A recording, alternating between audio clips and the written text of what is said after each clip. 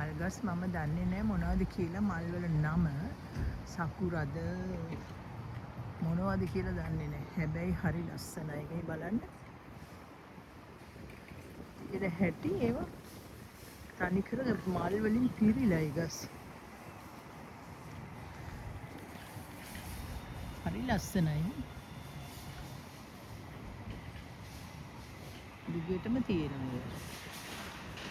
මේක තමයි අපේ සුපර් මාකට් එකේ ඉන්න මේක ඉස්සරහ තමයි මේ තියෙන්නේ. තේරෙනවද? හැබැයි හරි ලස්සනයි ඒවා.